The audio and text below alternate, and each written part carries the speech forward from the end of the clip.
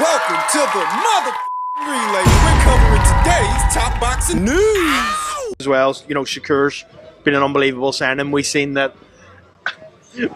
top of that Shakur signing that Zepeda said that he wasn't available. Now we're seeing that he might be on a. What do you make of that? Yeah, we were a bit disappointed, really, to be honest, because I spoke to Shakur today and Josh Dubin and the guys, and we were told that Zepeda wouldn't be available in October or November or September because he's having a child. Now we hear that I believe he's going to fight Tevin Farmer.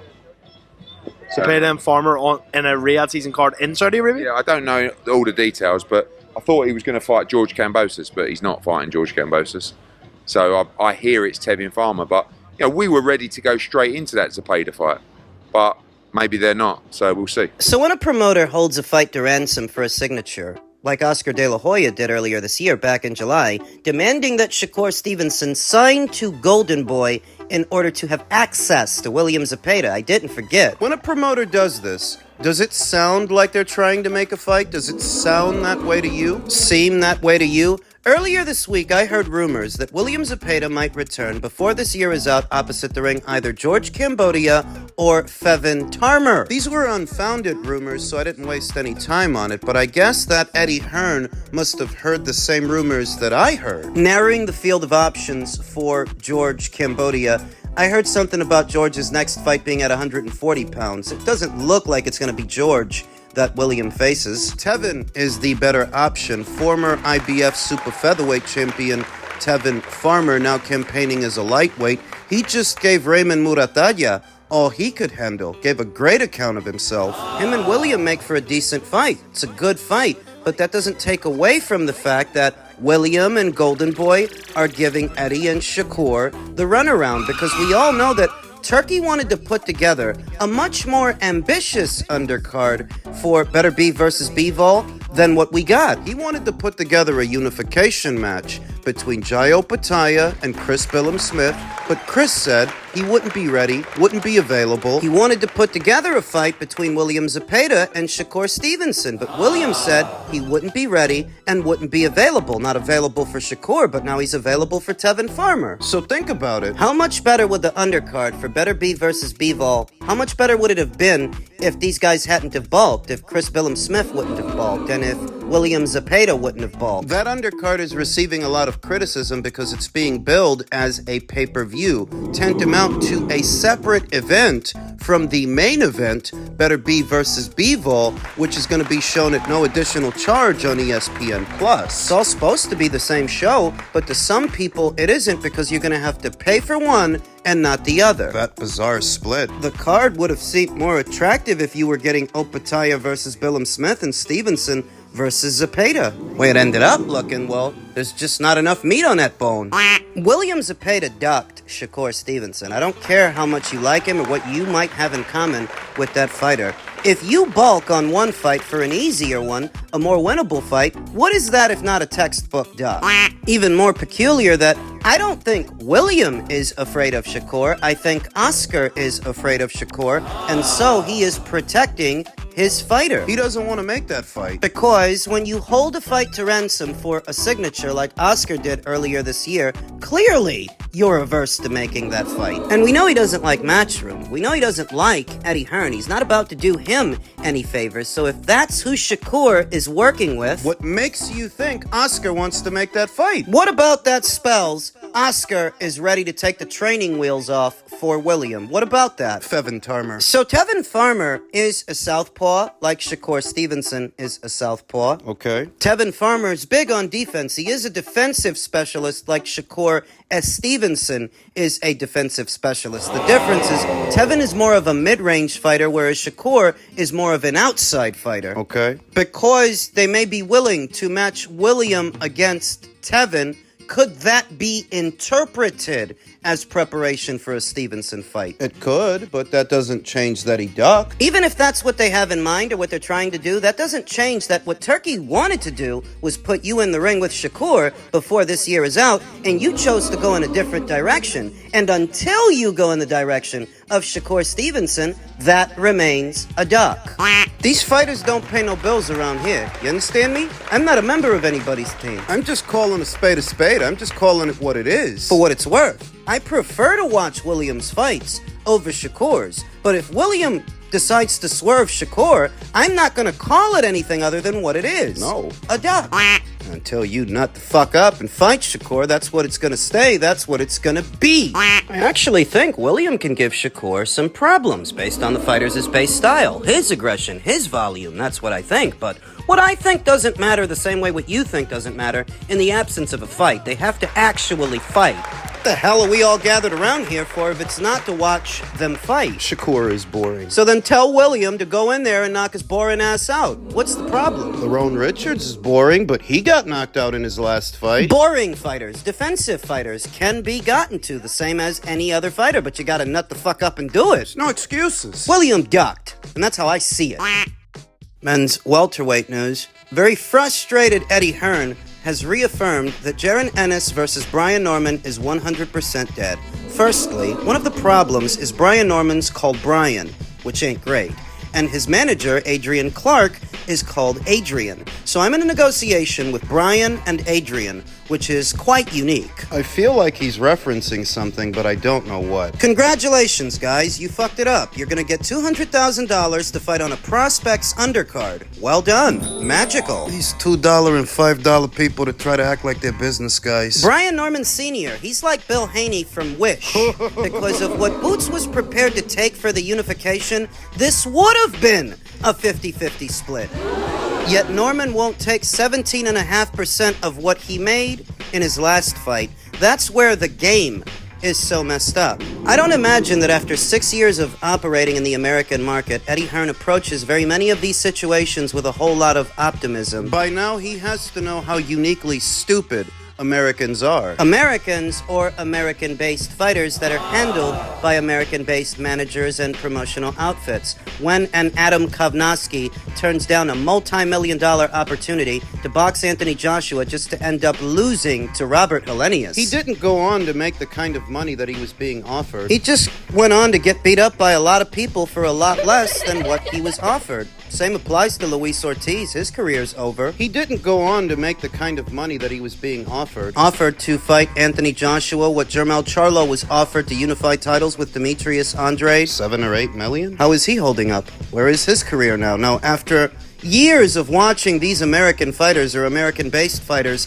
fumble the bag while claiming to be business guys, doing what's best in the name of quote-unquote business, after flapping their fucking gums so much, when push comes to shove, this has gotta seem tel demage to Eddie Hearn in the American boxing scene from the Americans or American-based fighters. Morons. So what's Brian Norman gonna do now? He's gonna go box on a prospect's undercard, not even a show that he is headlining as a defending champion. No, he's a decorative item for Keyshawn Davis. Oh, he's not going to make 2.2 million? So because he's a champion now, I anticipate he will get a pay increase, a bigger minimum per fight. Now, I don't think he's going to get $3 million or more like Shakur and Terrence Crawford were getting when they were with Top Rank. Somewhere in the neighborhood of the high end of 6 figures or the low end of 7. Like what Elater Alvarez got after he beat Sergey Kovalev. Say it's just north of 1 million, if it's even that, because remember, he's an undercard fighter. His next fight is on an undercard. His next purse could be anywhere in between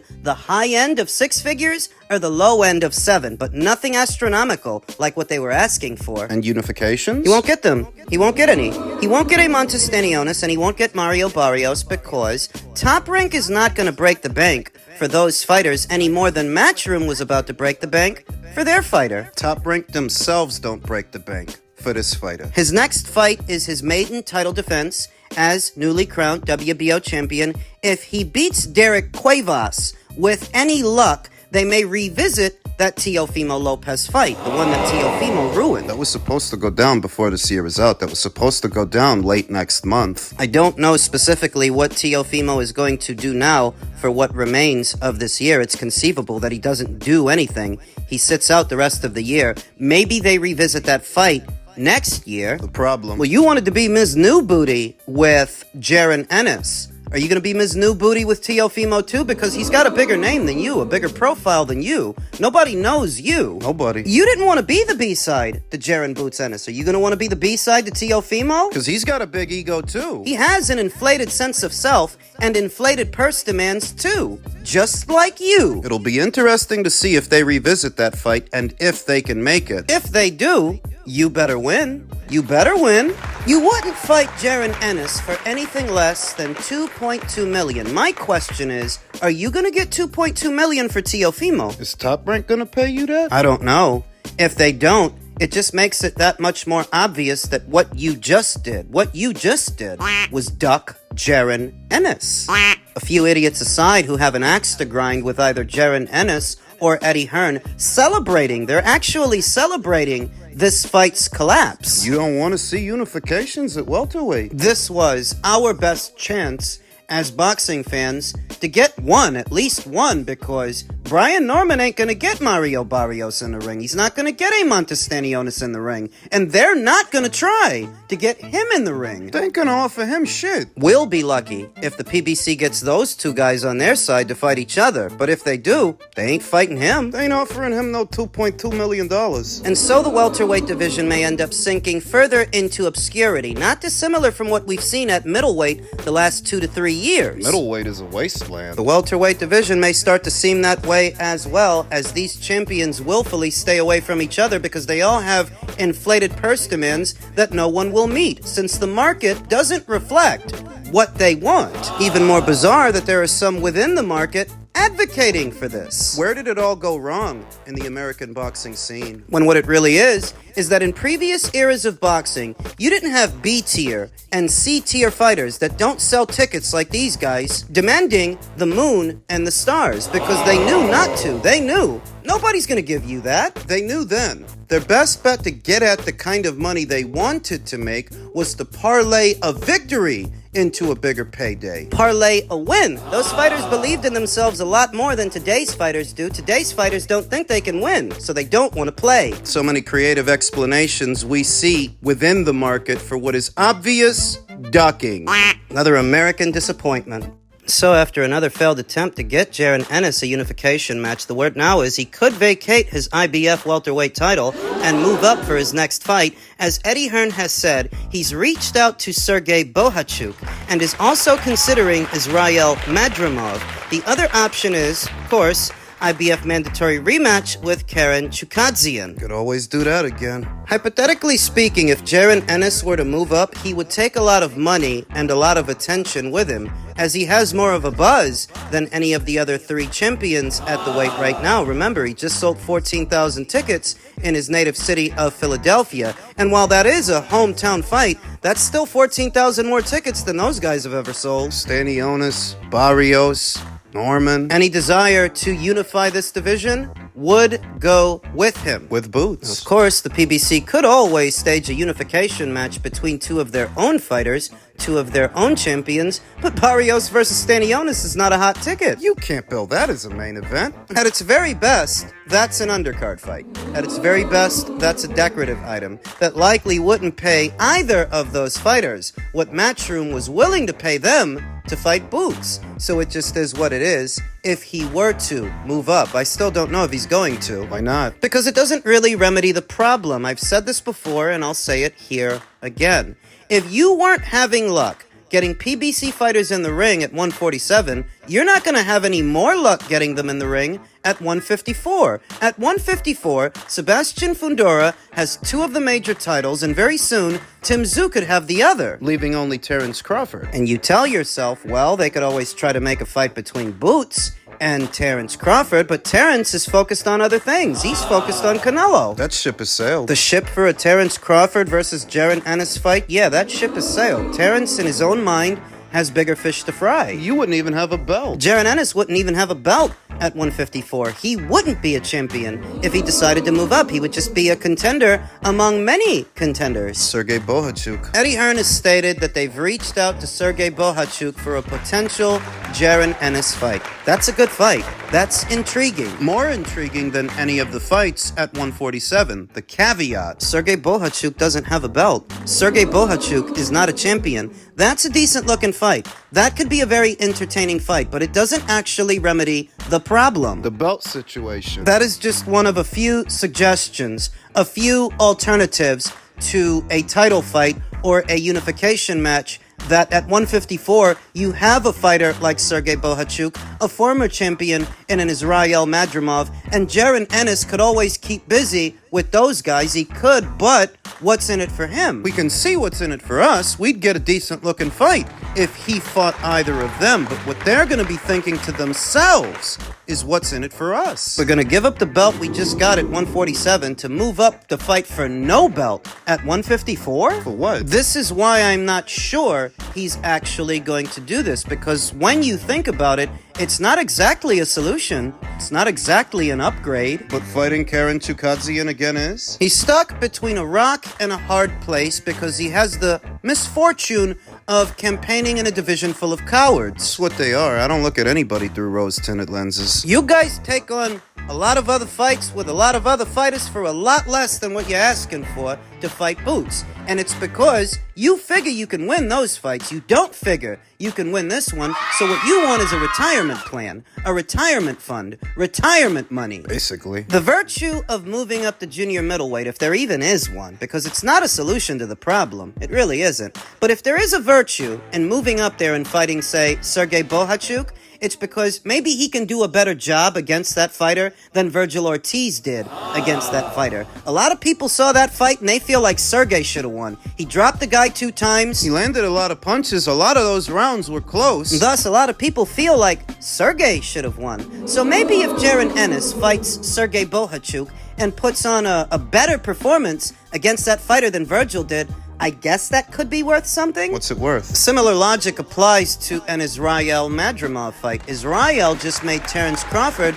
look a little bit human out there. So if Jaron Ennis moves up and fights him and does a better job than Terence, I guess that could be worth something? What's it worth? I don't know. People online will say nice things about you. I mean, I don't feel like winning either of those fights would bring Jaron Ennis any closer to, say, Sebastian Fundora or Tim Kazoo. Those PBC fighters that are likely to do their own thing, the way they always do. Which is why I keep saying moving up to 154 is not a solution. It doesn't really remedy the problem. Though I see a lot of people saying it, they want to see Boots go to 154 because 154 is deeper with no oversight as to what fighters would he actually have access to if he did move up there. He ain't gonna have access to Xander Zayas. Even though he's up there, I don't think he'd have access to Virgil Ortiz, even though they fight on the same platform, because he's with Golden Boy and Boots is with He Matchroom. wouldn't have access to him. He wouldn't have access to those PBC fighters, and what belts end up at the PBC, he wouldn't have access to them. Then how is this a solution? It's what I keep telling you. It's not. Oh yeah, he might have access to some outliers, like Sergey Bohachuk and Israel Madrimov. He would have access to them. But they ain't got no belts for him to win. So I don't know what he's gonna do. Stay at 147, fight Karen, or move up to 154, roll the dice, and see if he can't make something happen up there. It's all in the air. It's where it is, like a fart moving downwind.